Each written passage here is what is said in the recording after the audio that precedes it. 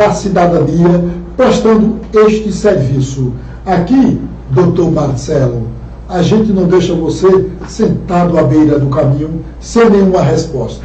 Tá legal? Bom, é importante que você interaja conosco, nos pergunte, para que a nossa bancada possa lhe responder.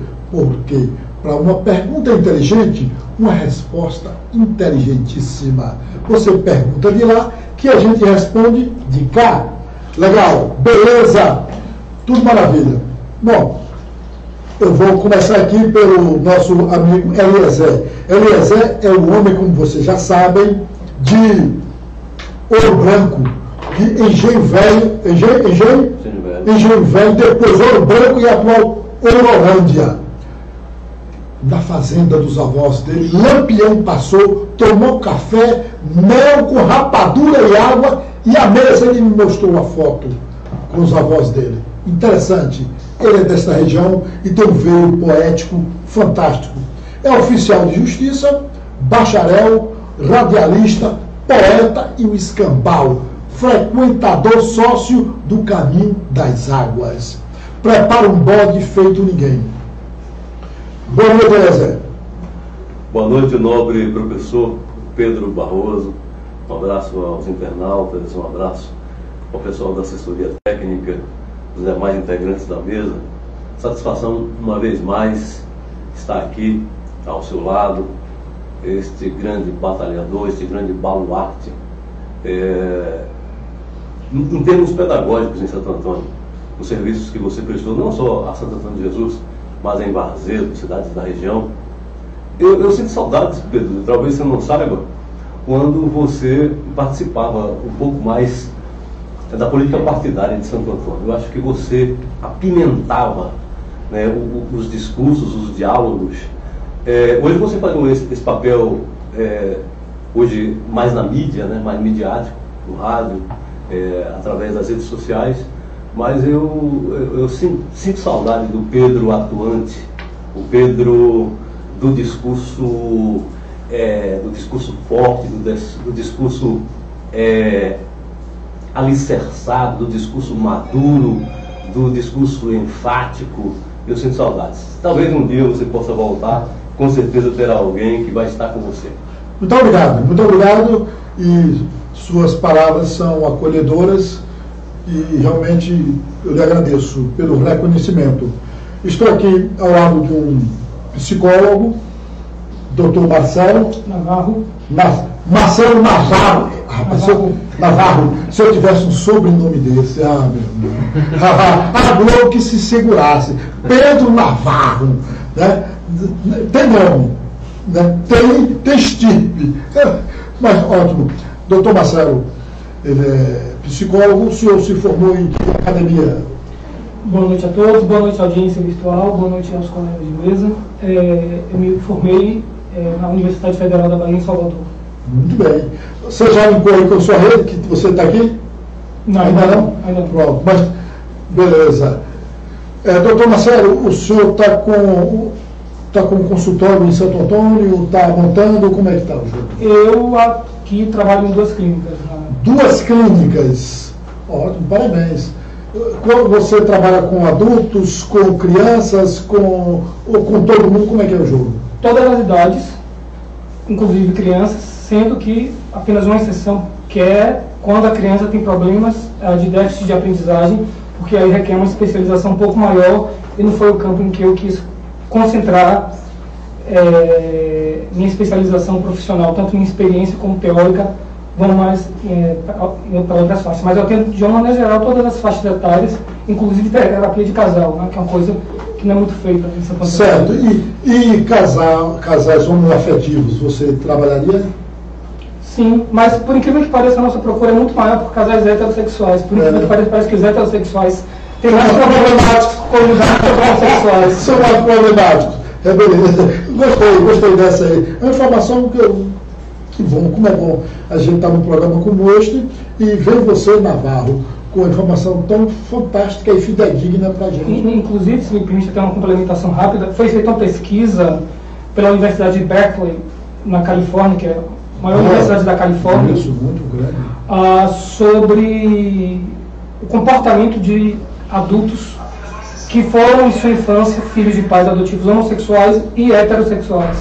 E fizeram um ensaio, uma investigação científica, usando o universo mostral para ter expressão significativa, científica, e eles chegaram à conclusão de que, por incrível que pareça, e a despeito do que se diz, os filhos de homossexuais se tornaram adultos muito mais mentalmente saudáveis e eticamente, digamos assim, eticamente desejáveis na sociedade esfera do que os filhos heterossexuais. E aí foi se avaliar o porquê desse resultado. E a conclusão que eles avaliaram é o seguinte: como os homossexuais sofrem um peso muito grande de cobrança social, né?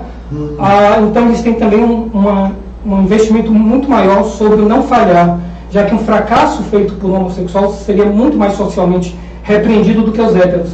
Então, por conta disso, os casais homossexuais tentam ser melhores pais, né?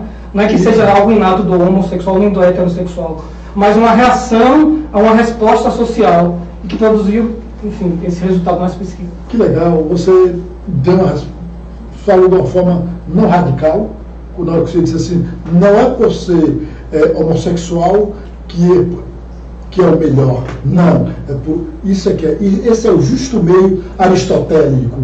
Muito bem, eu fico contente por isso, você ter essa visão, essa faculdade norte-americana que fica na Califórnia, ali em San Diego, uma grande academia. Eu tive a oportunidade de trabalhar com o diretor de uma das unidades desta faculdade. Eu fui assistente de direção, né? Eu fiz direção teatral pela UFBA, Universidade Federal da Bahia, e interpretação, e na época veio o diretor desta famosa academia. Nós montamos um espetáculo em Salvador, fui assistente dele. Salvador, a Bahia, não tinha um palco giratório, e nós montamos o primeiro palco giratório na Bahia, que foi no Teatro Santo Antônio, e montamos um grande espetáculo. Eu fui convidado pelo governo americano para ir para San Diego, para Califórnia, trabalhar com ele. Muito bem. Parabéns pela sua performance. Obrigado. Fico muito contente por isto. Muito mesmo. Doutora Sandra, antes que você se apresente, o que você achou do que ele colocou essa questão aí? Maravilhoso. Eu acredito que hoje nós estamos cercados aqui, né, de uma bancada de peso. Chegamos na poesia e vamos chegar na vida psicológica, tanto do ser em si como da relação familiar e interpessoal, né? Achei muito interessante mesmo. É uma pesquisa que eu acredito particularmente que traga uma outra visibilidade à sociedade em si, tendo em vista que, apesar de tudo, muita gente não vai levar isso em consideração, mas é muito bom que esses laços, essas informações, elas sejam sempre reiteradas, retomadas, trazidas à sociedade, mostrando que realmente não existe uma disfunção genética, um problema na família que venha a causar o homossexualismo, ou até que eles venham a ser uns péssimos pais ou que vão criar crianças problemáticas ou com problemas de sexualidade. Muito pelo contrário, essas pessoas elas tendem ao quê? A sempre melhorar. Nós temos muito a melhorar para a sociedade, cada um de sua forma, tanto que nós não somos iguais. Nós crescemos em casas formadas aparentemente iguais, porém temos aprendizados totalmente diferentes, que isso que enriquece a sociedade, né? Então eu acredito que hoje nós vamos aprender bastante. O som está chegando bem? Está chegando bem, Lu? Luana? Deixa eu testar aqui. Testa aí, Lu. Testa aí. Beleza, isso é bom. Interessante.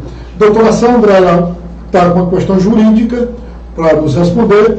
Isso é fundamental. Driele, nós temos uma primeira pergunta jurídica.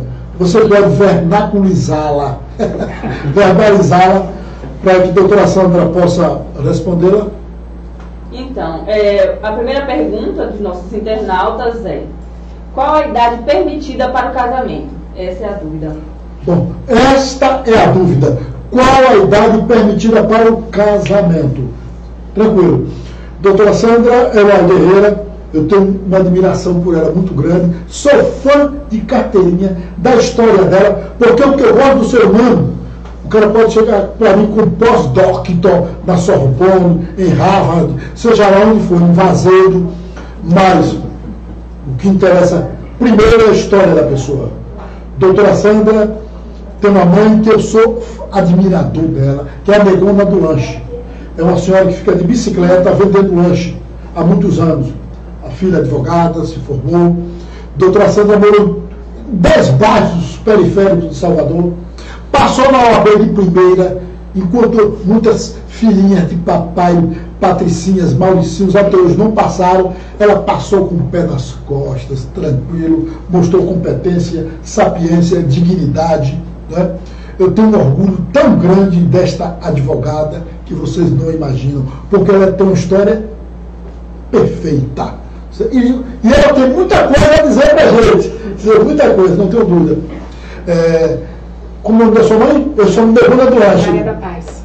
Dona Maria da Paz. Ela sai com uma bicicleta e ela tem um problema ainda no braço. Tem. Não é? Tem uma deficiência de nascença. De nascença. Isso. E ela tem uma caixa daquela atrás, né? Isso, na frente. ela vem com uma caixinha atrás, que ela leva o lanche, e a na frente para levar os sucos. Aí roda essa cidade toda. Até a hora que acaba. Quando acabar tudo, ela vai embora. E a filha tem orgulho dela. Diz isso, porque tem um bocado de gente que não tem instrução, não tem qualificação acadêmica, e só porque tem uma bicicleta tem vergonha dos pais, certo? Da sua origem. E doutora Sandra, não, muito pelo contrário, ela tem orgulho.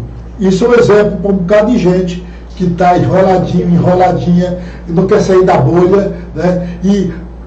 Eu não estou estudando por causa do sol, eu não estou estudando por causa de papai, porque mamãe se separou, porque eu não tenho pai, é porque eu não tenho mãe, é por causa do governo, é porque a cidade é atrasada. Ela não. Ela pegou o ônibus, pegou o Bunzu, pegou a Topic, foi para Salvador, enfrentou, se formou e está aqui. Graças a Deus. E a mãe também, né? Claro, a negócio do lanche. É isso aí. Bom, qual a idade permitida para o casamento? Pronto. De acordo com o Código Civil, não é? É o que rege a maior parte da nossa vida aqui no Brasil, particularmente.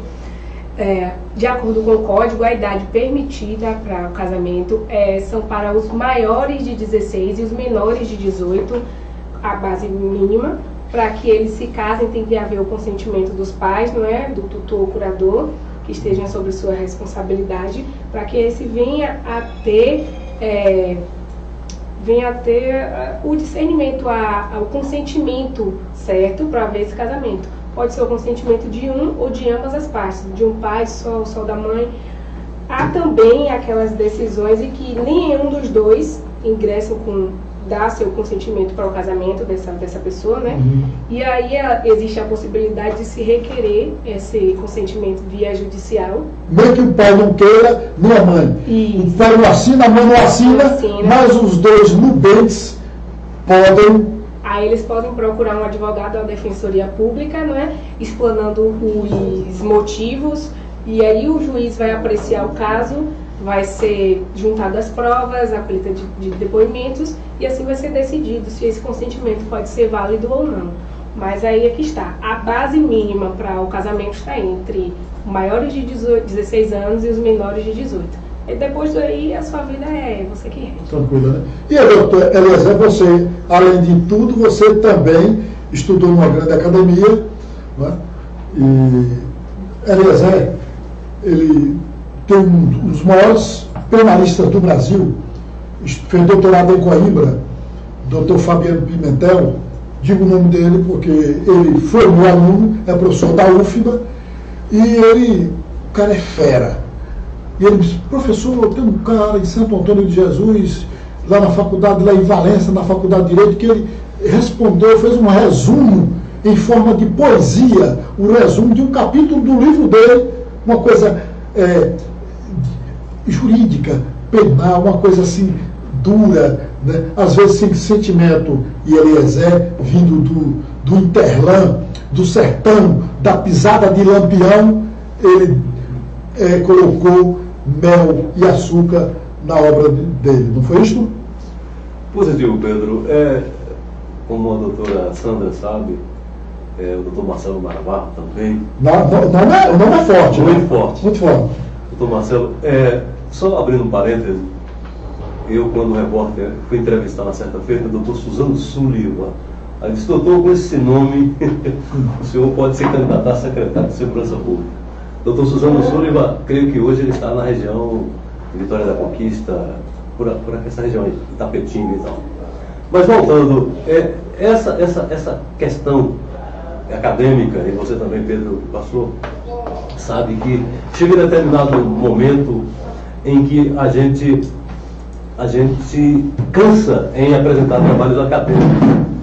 E quando chega a época de seminário, quase todo mundo apresenta semelhante ao outro, e aqueles que vão ficando para depois, a situação vai se complicando, né? Porque você vai criando um certo cansaço.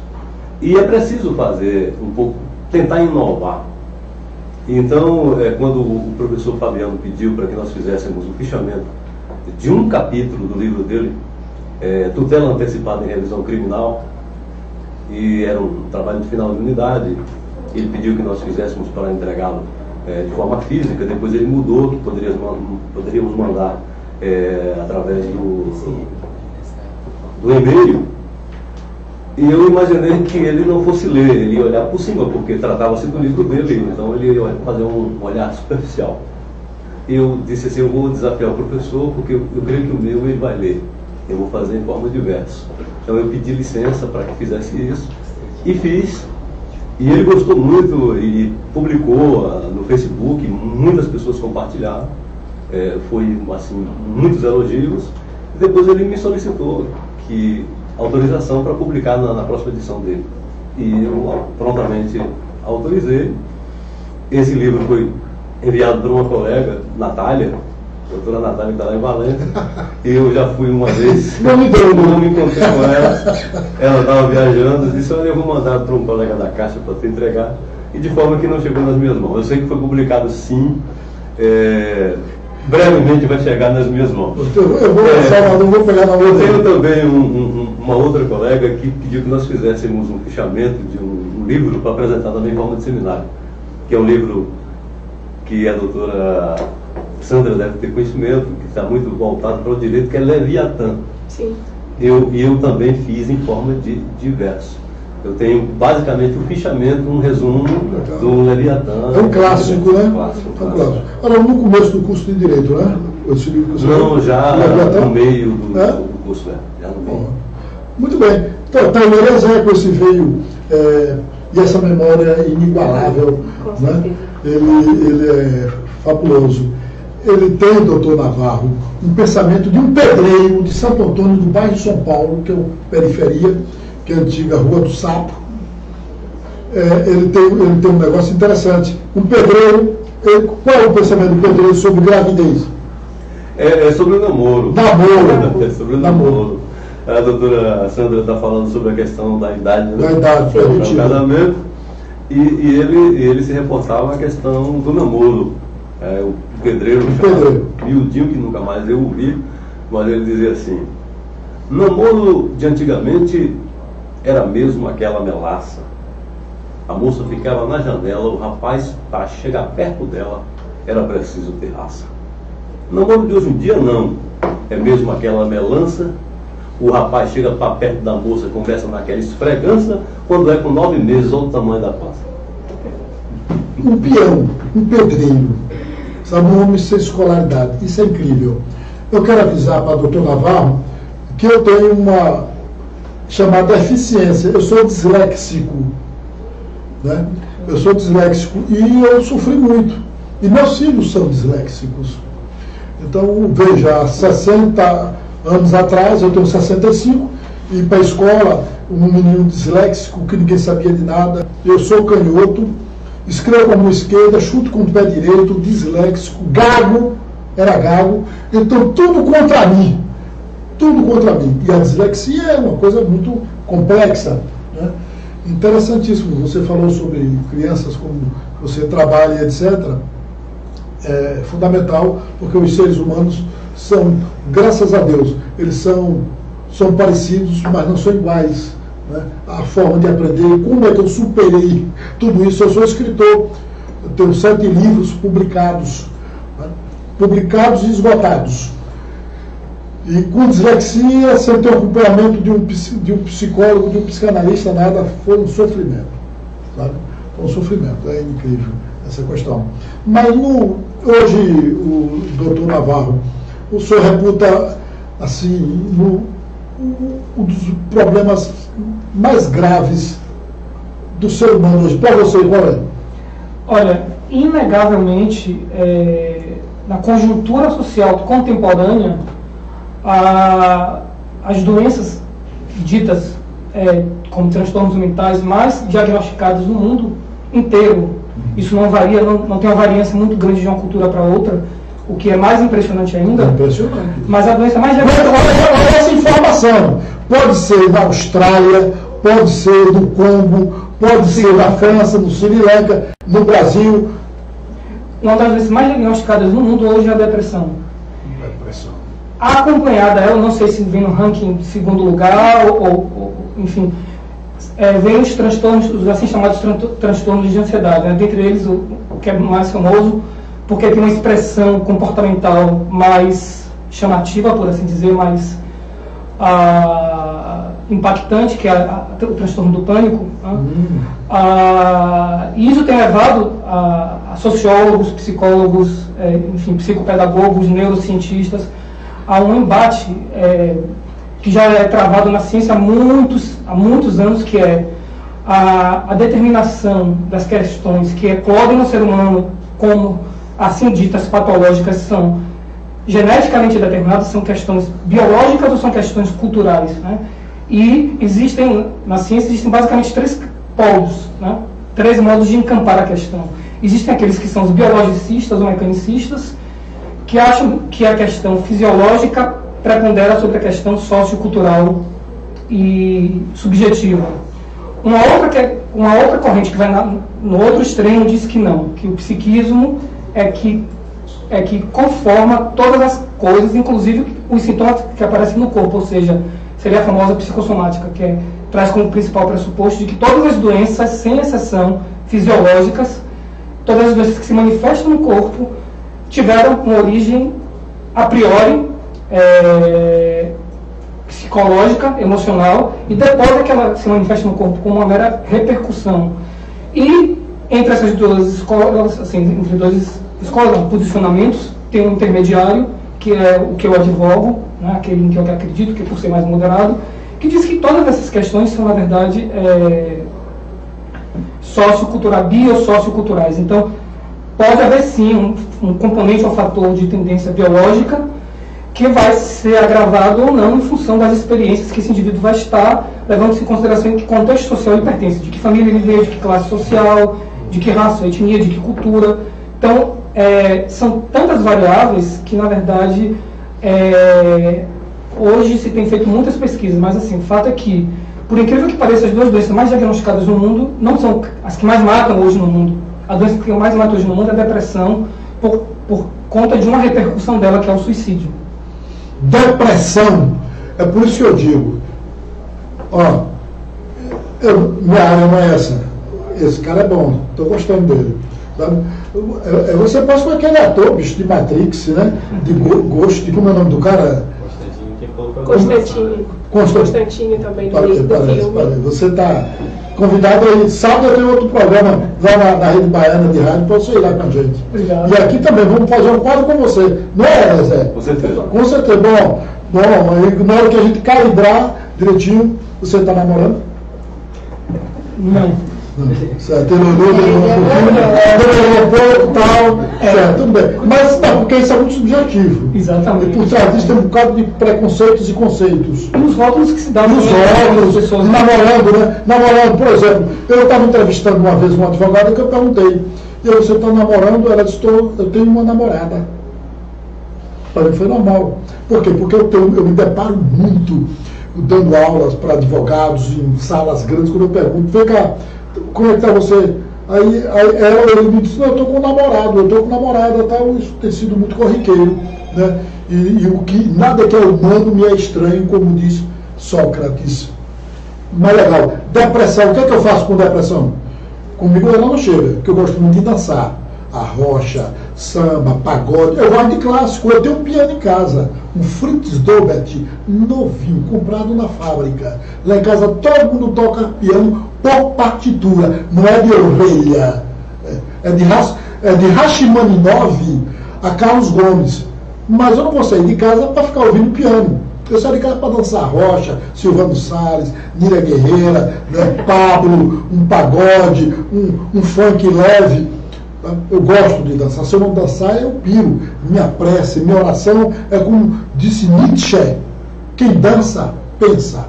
Né? Eu danço com os astros. É muito importante. E aí as pessoas que moram no interior dizem assim: mas aqui não tem lugar para ir para festa. É porque tem uma cabeça elitizada. A periferia dança. A periferia com um litro de 51 faz a festa. Sabe?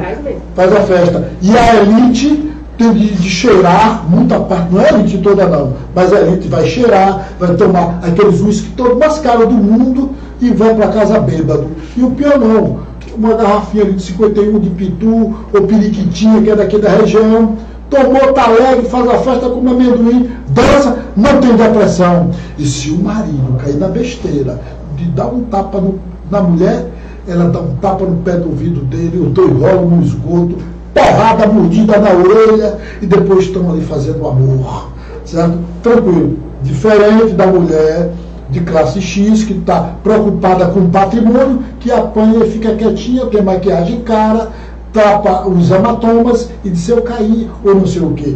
Aí depois está lá procurando o doutor Navarro, que ele é um cara muito preparado e tira esses problemas. Doutor Navarro foi trazido aqui, você tem sido um presente para a gente, estou gostando, por Luana. Como é o nome dela?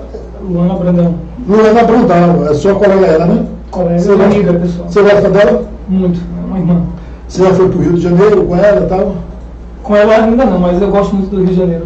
Bom, você vai se encontrar com ela lá no Rio, lá tem muita, a noite do Rio é boa. É muito legal. Bacana. Bom, a gente vai conversar com o Eliezer para dar uma pimentada aqui, não é, Eliezer? Pode ser. E aí, temos alguma coisa aí lá do sertão? Temos. Vamos trazer. Falando do sertão, a gente lembra da questão do sincretismo religioso, a gente lembra de Antônio Conselheiro, a gente lembra Padre Cícero Romão Batista, né? Exatamente. E a gente lembra o Padre Cícero, Frei Damião, falando sobre a questão da besta fera.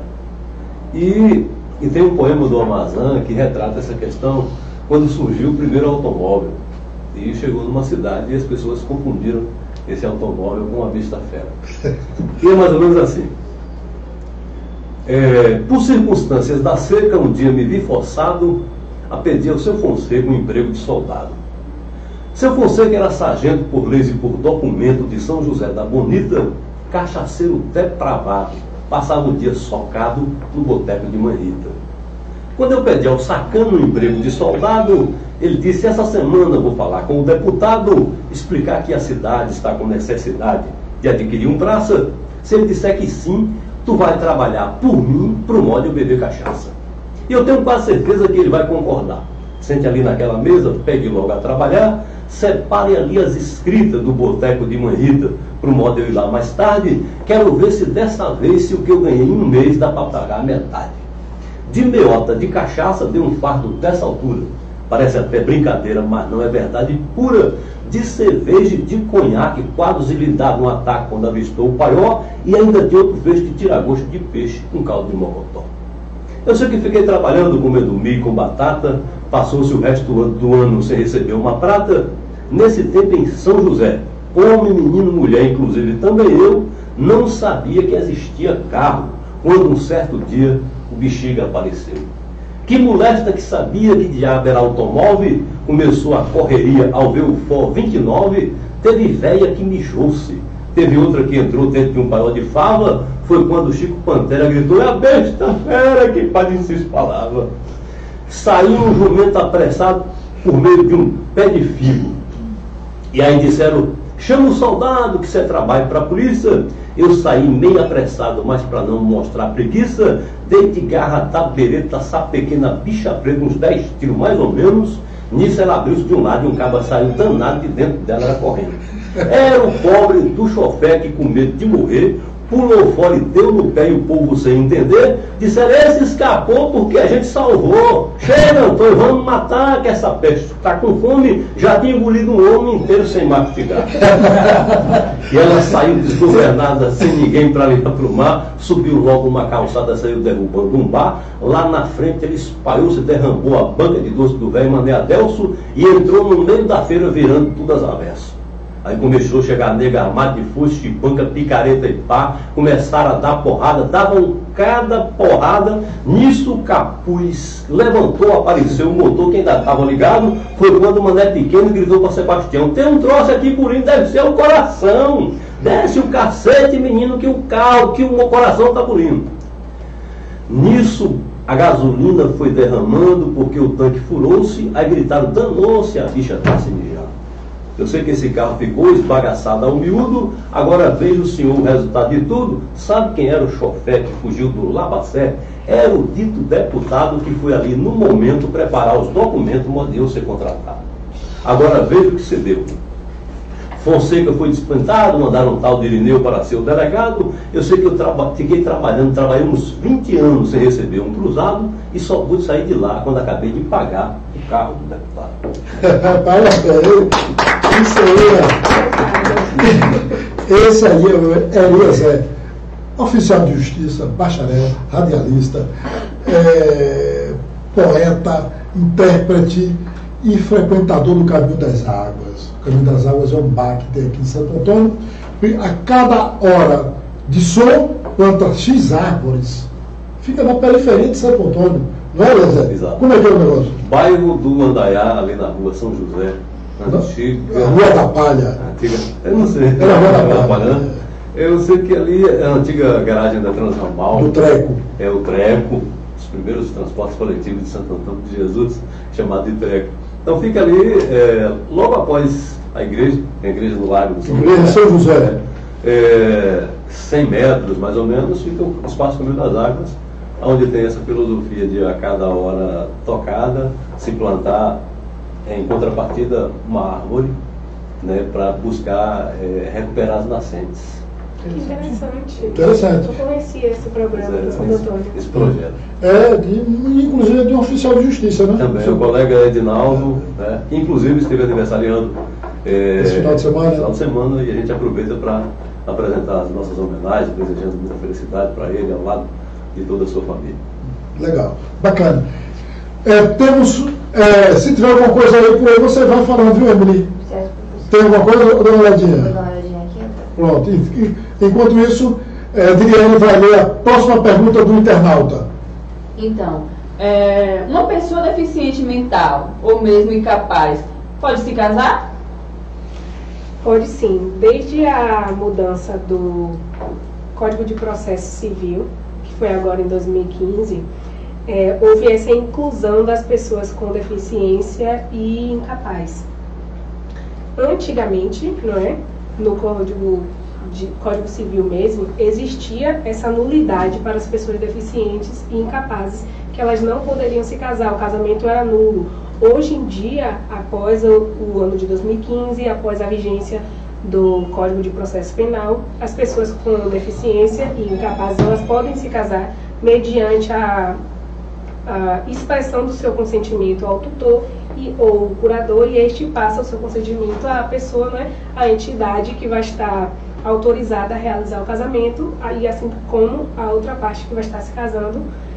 Aí dessa forma, o casamento ele não é mais anulável e também ele pode ter toda a sua celebração normal, com a celebração do padre, missa, cível, tudo de forma mais plena possível.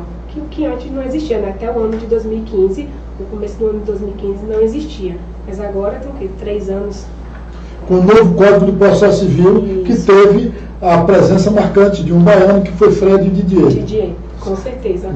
Houve, por incrível que pareça, a inclusão da pessoa com deficiência no código, né, as suas vontades, as suas necessidades, vieram aparecer agora, em 2015. Que barbaridade, né? Imagine você o tempo todo estar lá convivendo com uma pessoa que ela não poderia casar-se porque era deficiente mental ou ela era incapaz de alguma forma, mas conseguia expressar seu amor ou até mesmo a vontade de casar e mesmo assim não conseguia. E hoje em dia já é mais possível, já vem essa aplicabilidade que fica bem melhor, né? É verdade. E aí, Emily, tem alguma coisa não, né? Ainda não. Ainda não. Doutor Navarro, o que você acha desse negócio? Que antes não podia, agora já pode. O direito, né? A doutora está aí para me confirmar, ou me denegar, ou me refutar, seja o caso.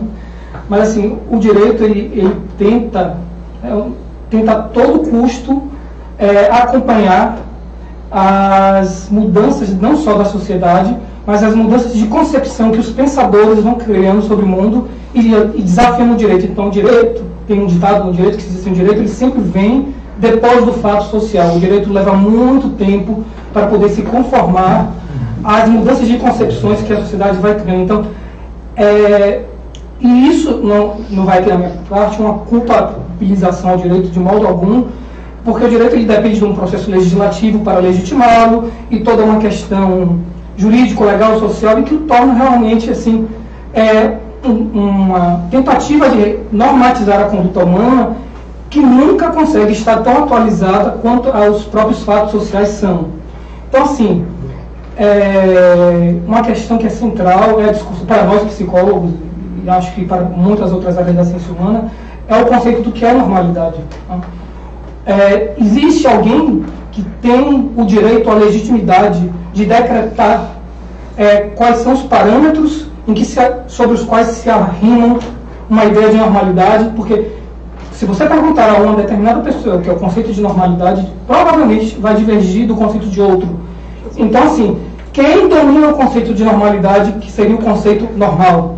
Então, na verdade, a gente percebe que, para além da palavra, para além das próprias semióticas, a semiologia, né, que estuda o significado, o campo dos signos e significados, já também trouxe essa questão, assim, para além da palavra, o mais importante é que conceito você está vinculando aquela palavra. Então, nós psicólogos acreditamos na questão de que quando qualquer indivíduo tem desvio daquela curva normal, onde se está enquadrada a maioria, nós vamos tentar tratá-lo, medicá-lo, corrigi-lo.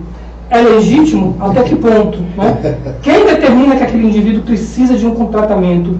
Quem determina que aquele indivíduo não pode ter autonomia? A quem convém, a quem deixa de convir? E aí, é claro, eu não posso deixar de fazer referência a um autor que foi o que mais trabalhou sobre essas questões, que é o Michel Foucault, tá? Um psicólogo francês, e que... autor do famoso Vigiar e Punir. E que ele dizia que as instituições sociais de controle eram todas muito parecidas.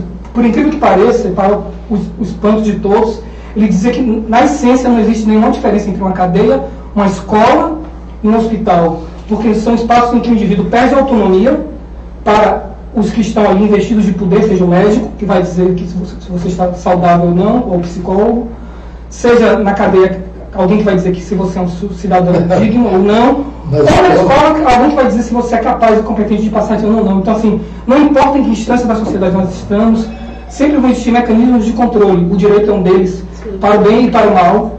Né? Se por um lado o direito é a normatização de conduta que garante que nós não nos engalfinhemos por um copo d'água ou por uma barra de ouro, e aí é um grande valor no direito. Por outro lado, o direito ele cria amarras em seus conceitos quando ele resiste a reconhecer que um fato é legítimo, mesmo que contra a lei. E aí é que entram todas as ciências humanas nessa operação de tentar desconstruir compreensões cristalizadas. E até para nós psicólogos mesmo, fica muito questionável onde termina a normalidade e começa a doença mental, a deficiência mental. Então, hoje nós, das correntes mais progressistas, assim como os psiquiatras também, costumam dizer que, assim, para além do sintoma, existe um ser humano, um indivíduo. Então, em cuja caracterização a doença e o sintoma é apenas uma parte integrante da personalidade. Então, existirão indivíduos que ficarão incapacitados pela depressão, a depender do nível de gravidade, mas existirão indivíduos que são profundamente deprimidos e que são extremamente producentes, laborativos. Então, assim, a deficiência ou o transtorno mental em si, não é ele, no final das contas, o grande incapacitador, mas como aquela pessoa traz outros traços de personalidade que podem manter no condão. Só para ilustrar aqui, encerrando minha fala, por exemplo, um dos maiores gênios da contemporaneidade, que é que faz o programa, o sistema operacional que roda na maioria dos computadores, que é a Microsoft, o Bill Gates, ele é diagnosticado como portador de grau moderado do mal de Alzheimer. Desculpe, Alzheimer não. É porque Alzheimer já... Não, eu me equivoquei. Na verdade, do autismo, espectro autista. Ele tem um grau mais moderado, que na época era chamado, tinha um outro nome, fazia essa distinção do grau moderado de autismo para o resto do autismo, e hoje os cientistas e os neurocientistas e os psicólogos e pesquisadores chegaram ao consenso de que não vamos mais criar distinções, vamos dizer que existe o espectro autista, a síndrome de Asperger. Ele foi diagnosticado como portador da síndrome de Asperger. Veja só, existia uma doença que se chamava síndrome de Asperger. Hoje, a psiquiatria já diz, não existe síndrome de Asperger, existe um grau moderado de autismo. Então, você percebe que em uma questão de 20 anos ou 40 anos, a própria ciência mudou de opinião sobre um fato, sobre um diagnóstico. E aí, aquele sujeito que era considerado portador de síndrome de Asperger, hoje é considerado portador de grau moderado do espectro autista. Mas assim, encerrando a fala, só para ilustrar o quanto a doença mental, o transtorno mental, não necessariamente determina o indivíduo. Bill Gates, um dos maiores gênios da humanidade, é portador de um diagnóstico psiquiátrico. Então está dentro do contexto sobre deficiência mental, e a sociedade vai e rotula e diz você não pode, você pode, etc. É a chamada microfísica do poder de Foucault, quando ele tem uma obra muito clássica, muito mais densa, que é a microfísica do poder, porque isso aí é para poder dominar melhor as pessoas. Se um filho é rebelde, vamos interná-lo. Vamos internar esse cara que ele é maluco, não vai ter acesso ao patrimônio da família, não vai ter isso, não vai ter aquilo, tal, etc, etc. Você acha, doutor Marcelo Navarro, um homem sedutor, doutor Marcelo? Ele parece muito com aquele artista mesmo. Não, ele parece beleza. Isso é bom. É muito legal muito profundo, a gente vai ter que trabalhar bastante isto. Na verdade, aqui o direito ele é muito do fato. Ele necessita que os fatos ocorram para poder haver a modificação. Como, por exemplo, o crime digital. O crime digital é uma coisa que não poderia ser colocada no Código Penal, ser tipificada no ano de 2000. Porque não era uma coisa que a gente passava, não era um convívio, não era algo que acontecia corriqueiramente.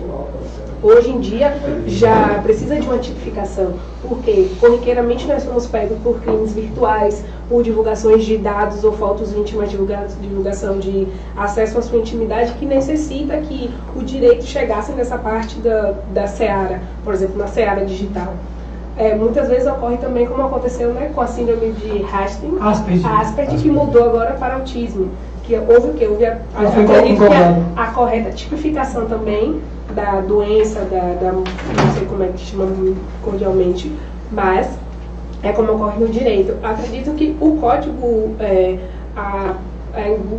considerar a pessoa deficiente como uma pessoa, a pessoa deficiente mental como uma pessoa que ela consegue, por muitas vezes, exprimir a sua vontade. Acho que eles começaram a pensar nisso por agora, por ver a necessidade dessas pessoas, que elas necessitavam de alguém para ampará-las, necessitavam de lei que voltassem os direitos delas também, como aconteceu com o Código do Idoso, como aconteceu no Código com ECA, da criança e do adolescente. Então, com o passar do tempo, nós vamos ver o direito sempre tentando se englobar. Nem sempre vai ser da melhor forma possível. Eles vão começando, como foi na Lei Maria da Penha. De primeira foi ótimo, agora está tendo as suas mudanças. Para o quê? Para dar para que ela fique mais severa, para que ela seja mais aplicável de verdade. E então, com a pessoa com deficiência, ela vai necessitar agora ter outros olhos. Pronto, teve a liberação do casamento. Daqui a pouco vão ter outras prioridades ou até outras vertentes que têm que ser olhadas, têm que ser observadas socialmente falando.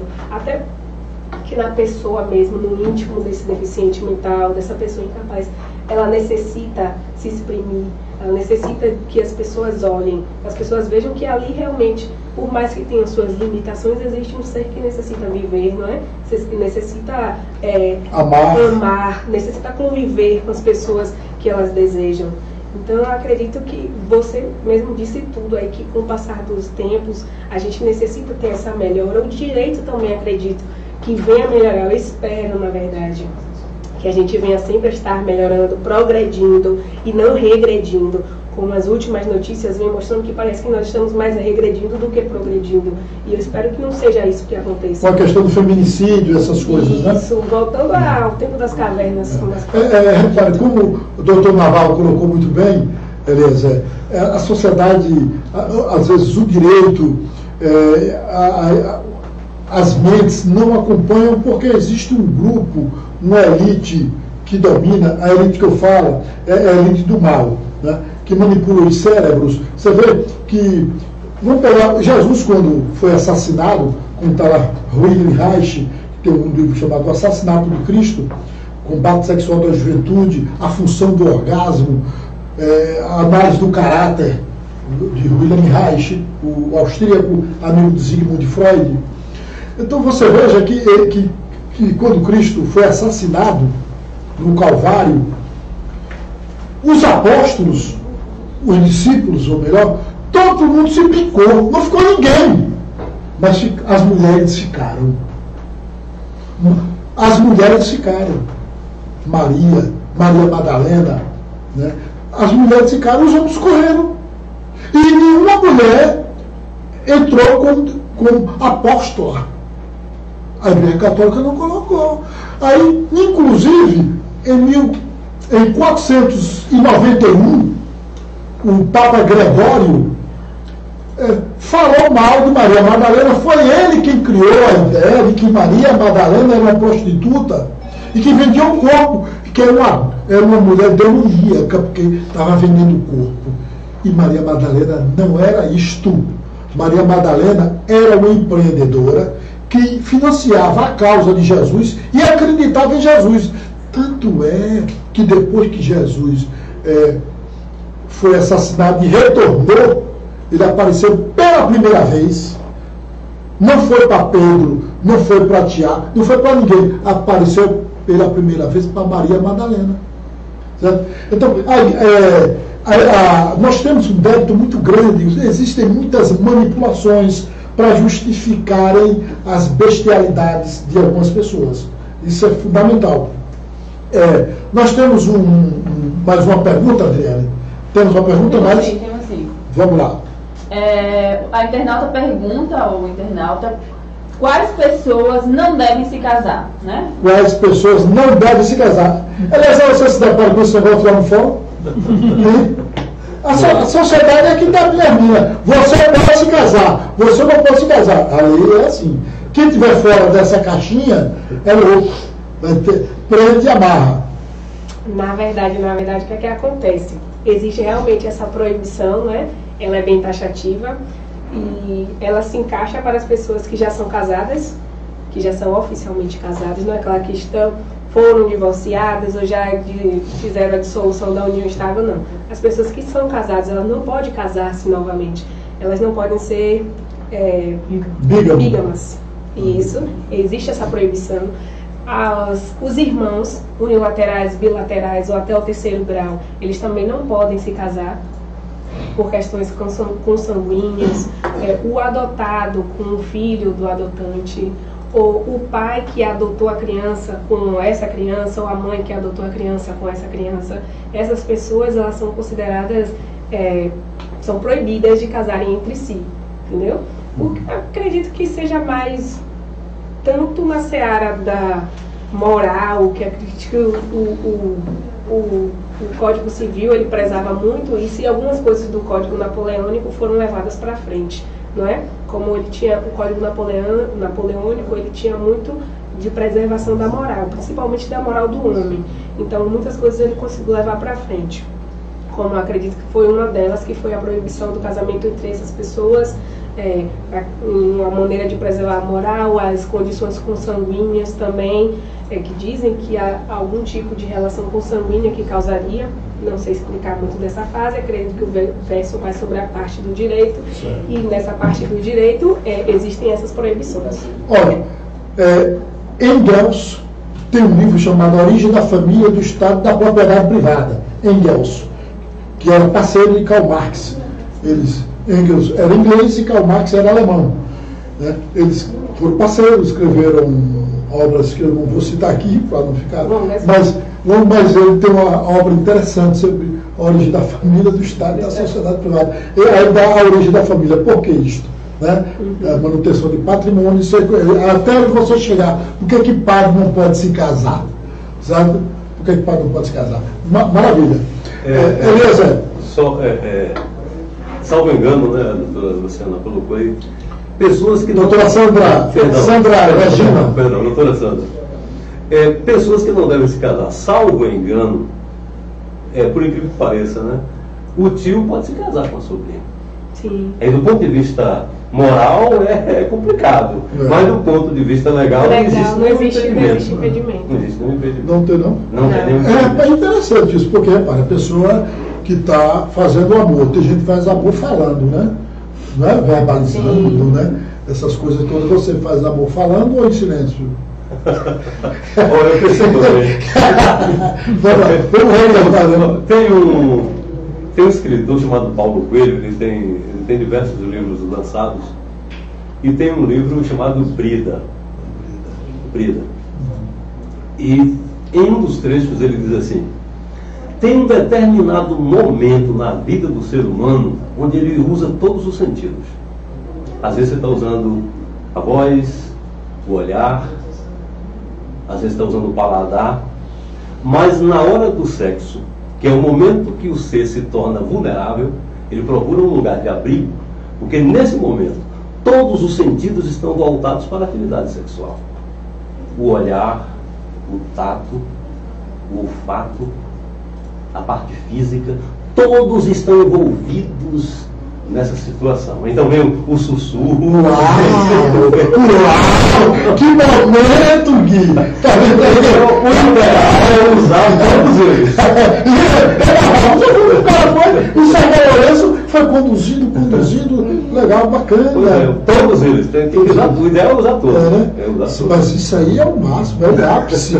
Isso a pessoa é arrebatada, é abduzida, né? É abduzida, como você decifrou aí, não é normal. Né? Isso é o máximo, interessante. Muito legal, bacana esse veio poético seu, até você que realmente é um cara sertanejo, e o sertanejo usa esse sentido, né? Sem dúvida, sem dúvida. Até para fazer uma poesia você precisa estar com todos os seus sentidos apurados. Né? Para expressar na poesia, para a pessoa que está lendo sentir tudo que você sentiu na hora que você estava recitando. Por exemplo, quando falam que estou à beira da praia, não é só estar à beira da praia, sentir a brisa, o cheiro do sal, foi um sol mais ou menos às 5 e alguma coisa, o céu estava roseado. Você tem que expressar para o seu leitor também, para ele sentir que ele está naquele lugar. Exatamente. Você gosta de poesia, doutor Naval? Muito. Você gosta de Gibran? Khalil Gibran? Sim. O Profeta, que é uma das obras capitais desse escritor. Flutuantes. Né? É muito bom. Gibran é fantástico também. Eu gosto. Poesia é uma coisa legal, bacana. A gente está com quanto tempo, Evelyn? Só para ver. Nós estamos agora. Meu Deus, a hora já passou voando, já são 7 horas, eu nem percebi. Mas como a gente começou às 7h10, a gente deixa Tem mais uma pergunta? Tem sim. O internauta pergunta se é possível modificar o regime de bens escolhido na instância do casamento. Na constância do casamento, no caso. Isso, na constância do casamento. Se depois do casamento pode modificar o regime de bens. Por exemplo, você se casou em que regime? Como é que é? Qual o regime? Comunhão. Comunhão de bens. O que você construiu uma casa, comprou um carro, uma moto, uma fazenda, depois que se casou, um apartamento, aí pronto, depois que casou, comprou tudo isso. Aí é tudo dividido, meio a mês. Depois que casar. Agora, durante o casamento, você construiu tudo isso, pode mudar o regime de bens? Sim, salvo as hipóteses de... Pode? Pode, viu? Salvo as hipóteses de separação total, que existem as hipóteses, né, no Código Civil de separação total de bem, os cônjuges, de forma consensual, eles podem procurar um advogado, um defensor público, explanar um motivo justificado para querer fazer essa modificação. Aí, por meio de petição, o advogado vai exprimir todas as vontades dos cônjuges, eles vão assinar e vai ser levado a juízo. Movida por ação judicial, lá o juiz vai apreciar o pedido e vai determinar se esse regime pode ser modificado. Mas existem os casos de separação total que eles não podem ser modificados, que, salvo engano, é o caso quando, de forma bem esdrúxula, é quando um senhorzinho ele vai casar com uma moça muito nova, então, para meio que proteger o patrimônio, eles não podem se casar com comunhão total de bens. Então, um homem da minha idade não pode se casar com uma moça... Não pode casar. Não, mas não com esse negócio todo, porque ela pode me enrolar, sabe, botar peruca de boi... Um exemplo bem esdrúxulo mesmo, mas para proteger o patrimônio a gente utiliza mais dessa parte. Mas nada que foi doado pode ser também, caso nesse casamento haja uma doação, e sendo a doação preenchida todos os cértimes dela, tudo certinho, todos os requisitos necessários, ela sendo uma doação livre, sem impedimentos, nada impede que continue. Mas com relação ao casamento, ele pode ser sim modificado mediante regime consensual. Todos os cônjuges, eles têm que estar de forma consensual na hora de fazer esse pedido. Olha, pessoal, vou aproveitar que a doutora Sandra falou cônjuge. Moro. Rapaz, você fez direito, estudou, fez faculdade de direito, Moro. Você fez um concurso para juiz federal. Tornou-se ministro da Justiça e chama cônjuge. Cônjuge. Nem um estudante de direito do primeiro semestre chama cônjuge. É cônjuge. E outra coisa, eu sou seu fã, velho. Você é um cara bacana. Você é o herói, é o super-homem. Entretanto, juiz não pode orientar parte. E o senhor orientou o promotor. É mesmo que a doutora Sandra, como penalista, está defendendo um criminoso e eu, como juiz, fala, doutora Sandra, olha, eu estou aqui com uma testemunha bacana para você defender o seu cliente. E quem vai julgar? Eu vou julgar. Então, eu estou arrumando provas para você. E como eu vou dar o julgamento final, quem vai dar sou eu. Quem vai prolatar a sentença vai ser eu. Isso não pode ser feito. Eu não posso orientar nenhuma parte. Nenhum. Tem que ser imparcial. O juiz tem que ser imparcial sempre. A partir do momento que se identifica essa declínio, ele tem que ser suspenso, tem que se pedir a própria suspensão ou impedimento do processo. Isso é o beabá. Isso é ético. Eu gosto do seu trabalho. Sou a favor da Lava Jato 1000%. Agora, o que o senhor fez foi uma infantilidade, uma falta de ética ímpar. Certinho?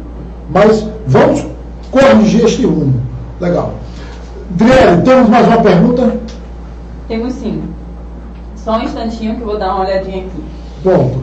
Beleza. Mas se não tiver, enquanto o Driele olha esta pergunta, eu quero fazer o seguinte. Neste caso aqui, Eliezer, como você está no ramo do direito, certo? Eu acho isso muito legal. Não vou nem muito longe. Eu vou aproveitar também para dizer outra aqui. O nosso amigo presidente, que eu torço por ele, eu não sou burro, torço pelo Brasil, ele não pode dizer que no Brasil não tem fome.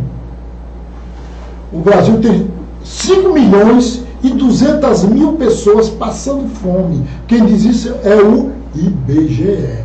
5 milhões é a população de El Salvador, quase. A do Uruguai são 3 milhões e poucos. O dobro da população do Uruguai passando fome. O nosso presidente, que eu torço por ele, torço pelo Brasil, ele não pode abrir a boca e dizer uma coisa dessa. certo? A não ser que ele fique só do Palácio do Planalto para os ministérios e não ande pelo Brasil, certo? Claro, eu tenho uma boa situação social, eu também tenho. Mas no meu bairro eu não vejo ninguém passando fome, mas a periferia passa fome. O nosso país é um país desigual, meu amigo. Você não pode fazer uma coisa dessa, não. Você tem assessores bem pagos que podem lhe orientar. Eu acho você, muitas vezes, até uma pessoa muito voluntariosa. Às vezes ingênua, fala o que vem na cabeça, sabe? Agora, como presidente, não pode dizer que é mentira dizer isto. Mentira que o Brasil não tem gente passando fome. Tem 5.200.000 pessoas. Quem diz isso é o IBGE. Tá bom? Beleza. Pergunta. Então, ainda seguindo o tema aí, casamento, a pergunta do internauta é: quais as causas que tornam o casamento nulo? Pronto. Como a gente já falou anteriormente, não é? As causas que os maiores de 16 anos e os menores de 18, eles podem casar com consentimento dos pais. Porém, uma causa que torna o casamento nulo é se esse menor ele vier a casar sem o consentimento dos pais, nem também o consentimento judicial. Anula. Então é uma possibilidade de nulidade de casamento, assim como também por vício de vontade, quando a pessoa ela é coagida a casar, ou por erro, casar com gêmeos. Com gêmeo não, você casa achando que é um, mas na verdade é o outro. É verdade. Entendeu? Mas só me respondeu, doutor Navarro, o que você acha dele? Ele é uma pessoa muito simpática. Atraente. Muito inteligente. Sedutor. Muito inteligente. Eu gostei muito profissional e o senhor está deixando ele com vergonha. Você está com vergonha, Navarro? A pele dele tá rosa de canteira. Certo, beleza. Muito bem, mas é isso aí. Lua Mariachi é um homem sedutor, ela chega a estar ali todas mexendo o cabelo, é isso aí. Pessoal, pena que nós estamos chegando, tem a sexta pergunta que é, qual é a pergunta próxima? Infidelidade no casamento gera o dever de indenizar? Quer dizer, o cara trai, digamos que o cara pulou cerca, traiu, digamos que Gui traiu ele, certo? Que nunca vai acontecer. Porque Gui é um abominável homem monogâmico. Então, Gui trai ele. Ele pode pedir indenização por essa traição? Pode sim, se ela tiver todas as provas comprobatórias que mostrem, né? Em cima de motel, essas coisas. Que ela veio a ferir os direitos personalíssimos, sofrer dano. Nesse dano foi o nexo causal com a traição. E veio a ferir todos os direitos personalíssimos dela, a exposição até mesmo. Ela pode sim ingressar com ação judicial e requerer essa indenização. Tá vendo aí, internauta? Pode ir tranquilo. Se você se sentir traído, não queira pular do quarto andar. Porque você recebeu chifre e não asas para voar, como diz a música. Certo? Já estamos chegando ao final do nosso programa. Eliezer é o nosso poeta do sertão, é o Ariano Suassuna do Recôncavo Baiano. Sertão com Recôncavo, interessante. Suas considerações finais. Só aproveitando, porque foi tocado naquela questão dos deficientes mentais, e o Ariano Suassuna, ele foi filho de um governador da Paraíba. E o governador da Paraíba inaugurou lá um manicômio, e no dia da inauguração, vários internos estavam lá para a cerimônia, e tinha a questão da terapia do trabalho, que o trabalho ajudaria na recuperação. E lá vários loucos reunidos, e o Ariano dizendo que sempre foi um admirador de doidos. E um dos doidos estava com um carrinho de mão, que era a terapia do trabalho, já começava lá carregando alguma coisa. E o doido estava com o carro ao contrário, né? Para mostrar o governador o trabalho. Não, vamos mandar ele com os carros ali para poder esperar os carrinhos de mão e o doido com o carro virado ao contrário, né? Aí o governador disse: o seu carro está errado. Está com a boca para baixo. Disse: eu sei, mas se eu desvirar eles enchem. Esse é que é o jogo. Pois é, um abraço aos internautas, muito obrigado pela atenção, um abraço pelos ensinamentos do brilhante, né, Marcelo Navarro, a doutora Sandra, né? As importantes lições. Hoje foi tudo voltado para o casamento, né? Foi interessante. Graças a Deus que não parou de separação. Não, só união. Vamos fazer união, né? Vamos fazer união. Pedro Barroso, um abraço, o pessoal da técnica também, o nosso agradecimento. Maravilha. Doutor Navarro, olhando para as nossas câmeras. Bom, eu queria primeiro antes de mais nada, agradecer a oportunidade, a grata surpresa de ter chegado aqui e ter sido chamado a participar do programa. Foi improviso, chegou. Foi uma grata surpresa também ver assim, nível o desfile, o saboroso desfile de cultura e cultura bibliográfica, né, de vocês todos, e cultura formal e informal, o quanto de caridade de conhecimento vocês têm e que a gente não imagina, né, num país em que tem a mentalidade em que a vida inteligente do país supõe existir somente nas capitais. Prova de que existe vida inteligente também nos municípios. Tem vida inteligente nos municípios, quem está dizendo é o doutor Navarro. E somente assim, como reflexão provocativa, né, sobre, já que a gente fala da questão da normalidade e a fronteira onde a normalidade passa a ser a normalidade, quase todos, se não todos, os grandes gênios da humanidade receberam um diagnóstico psiquiátrico. Então nos cabe aí eu lanço a questão provocativa. Será então que a normalidade não deveria receber um outro nome, senão mediocridade? Uma vez que o homem que consegue transgredir a normalidade consegue ser muito mais produtivo e muito mais realizador do que aquele que se manteve preso para querer corresponder ao conceito de normalidade e não sofrer sanções sociais, por assim ser, conseguiu todos, assim posso pensar, o próprio Michel Foucault era considerado um tanto quanto louco, o Nietzsche, ele é diagnosticadamente portador de transtornos mentais severos, no entanto deixou uma das maiores obras filosóficas do mundo, assim como outros grandes pensadores alemães. Assim falava Zaratustra, né? A ciência ex homo, além do bem e do mal. Pois é, então outro instante, então a provocação que fica será que nós não estamos numa sociedade que está confundindo normalidade com mediocridade? Será se você não está confundindo normalidade com mediocridade? Legal, que grande. Leve isso para o seu leito, para a sua cama, para o seu travesseiro, hoje à noite. Doutor Navarro, o rapaz que doutora Sandra não conseguiu dizer, ela não teve emoção suficiente para dizer se ele era um homem atraente, sabe? Doutora Sandra. Mas a pessoa gosta. Eu gostaria de agradecer, né, a presença de todos aqui. Essa banca ficou realmente repleta de riqueza, de conhecimento. Hoje nós podemos ir da mais singela poesia que nos toca os sentimentos até o conhecimento dos próprios sentimentos. Mas eu gostaria de agradecer a todos. Obrigada por cada pessoa que está aí nos escutando. E lembre-se, na dúvida, procure um profissional, procure um advogado de sua confiança. Ele vai lhe auxiliar nas suas dúvidas e lhe informar a melhor forma e lhe encaminhar na melhor forma de procurar e defender o seu direito. Obrigada, doutor Pedro, por mais uma participação. Ao meu querido poeta, gente, ele é maravilhoso. Ao doutor Navarro, suas explicações hoje foram excelentes. A todo o pessoal da produção, que vocês tenham uma boa noite e um ótimo início de semana.